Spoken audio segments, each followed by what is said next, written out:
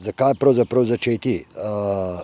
Lahko ga začnejo ga vsi, od starejših do mladih. Tukaj ne vidimo nobenih problemov in tudi v Sloveniji imamo ogromno rekreativnih igralcev, ki so začeli golf šele ko so končali svojo službo ali kasneje. Golf se lahko naučimo, če smo zadosti vztrajni. Poleg tega je še seveda gibanje v naravi. Golf se igra v naravi, pri eni igri golfa oziroma partiji golfa, da ne rečem 18 lukenj, se prehodi 10 do 12 kilometrov. To, kar so že ugotovili in kjer so bile letos objavljene raziskave Birminghamske univerze, da aktivno igranje golfa 20 let podaljša življenjsko dobo za 5 let. Tako da je res zdrav način rekreacije, predvsem pa seveda ni momentalno tako, kakor je pri tenisu ali pri drugih športih, ko dosežemo neke vrhunce, ampak je le neka zvezna igra in ni takih obremenitev, kakor je pri ostalih športih. Ja, v Sloveniji so, bom rekel, velike možnosti, pravzaprav imamo, mislim, da 16 objektov, golfskih objektov, med katere štejemo normalna igrišča in pa kratka igrišča, tudi teh imamo nekaj, tudi v Ljubljani, tako za mladino, kakor za starejše, pravzaprav vsi lahko igrajo.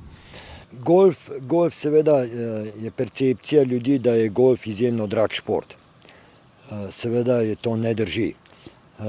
Kakor vsa rekreacija, ki je danes, ki jo poznamo od kolesarjenja, smučanja in podobnih zadev, so celo dražja.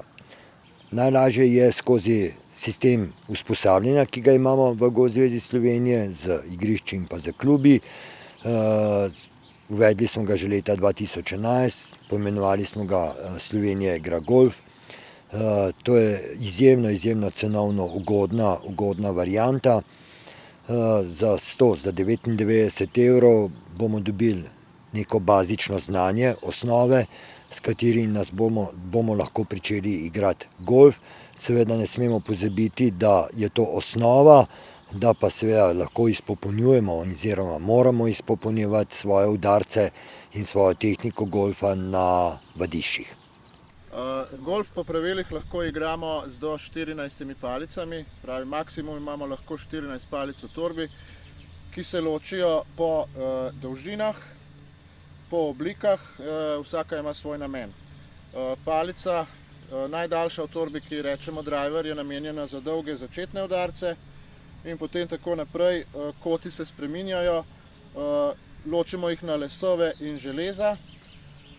In če pogledamo recimo železo številka 3, železo številka 6, železo številka 9, so palice različnih kotov, s katero naj bi teoretično udarili z vsako enako in potem bo žogica odletela različno daleč glede na kot, ki ga palica ima. Potem imamo še palico, ki je namenjena za zaključevanje, za patanje, se pravi za zaključni udarec na zelenici, rečemo ji pater. Vsak igralec, ko gre na igro golfa, mora imeti v žepu naslednje stvari: žogico, s katero bo igral, in seveda v torbi še kakšno za rezervo,